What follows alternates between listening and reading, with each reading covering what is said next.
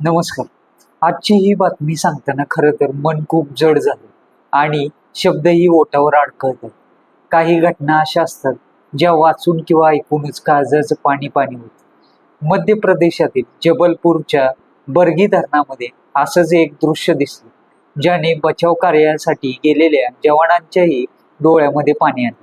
20 फूट खोलीवर एका आईचा मृतदेह सापडला, पण त्याहून काहीच पेटवून टाकणारं दृश्य म्हणजे तिच्या छातीला अजूनही घट्ट बिलगलेला तिचा 4 वर्षाचा चिमुकला. मृत्यूच्या त्या भयानक आणि शेवटच्या क्षणीही त्या माऊलीनं आपल्या बाळाला सोडलं नाही. तिने त्याला वाचवण्याचा शेवटच्या श्वासापर्यंत प्रयत्न केला असेल, पण नियती इतकी निष्ठुर होती की तिने दोघांनाही कायमचं हिरावून घेतलं. दिल्लीहून आलेलं हे हस्तखेळतं चौकोनी कुटुंब सुट्ट्यांचा आनंद घेण्यासाठी ते नर्मदा नदीच्या पात्रामध्ये क्रूजवर गेलं होतं. पण अचानक सोसाट्याचा वारा आला, हवामान बिघडलं आणि क्षणात सगळं संपलं. वडील आणि मुलगी कसेबसे वाचली, पण आई आणि तो 4 वर्षाचा निष्पाप जीव या क्रूर पाण्याच्या प्रवाहामध्ये हरवले. विचार करा, त्या वाचलेल्या बापावर आणि चिमुकल्या मुलीवर काय प्रसंग ओढवला असेल. त्यांच्या आयुष्यात आता फक्त न संपणारी पोकळी उरलेली आहे.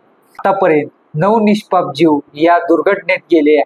काळोखी रात, पाऊस आणि काही न दिसणारं खोल पाणी, या सगळ्या अडचणींवर मात करत लष्कर आणि NDRFचे जवान अजूनही बेपत्ता लोकांचा शोध घेत आहेत. पंतप्रधान यांनी या घटनेवर दुःख व्यक्त करत मृतांच्या कुटुंबियांना 2 लाखाची मदतही जाहीर केली. पण खरं सांगा, या पैशाने गेलेलं जीव आणि हरवलेली ती आई पुन्हा येईल का? आज प्रश्न असा पडतो की पर्यटनाच्या नावाखाली चालणाऱ्या या बोटिंगवर सुरक्षेचे नियम खरोखरच पाळले जातात का, की फक्त पैशांसाठी निष्पाप लोकांच्या जीवाशी हा खेळ खेळला जातोय? चौकशी होईल, अहवाल देखील येतील, पण ज्यांनी आपली माणसं गमावली त्यांचं आयुष्य मात्र कायमचं उद्ध्वस्त झालं. आज आपण सर्वजण त्या आईला आणि तिच्या चिमुकल्याला भावपूर्ण श्रद्धांजली अर्पण करूया. आणि मित्रांनो, तुम्हालाही एक कळकळीची विनंती आहे.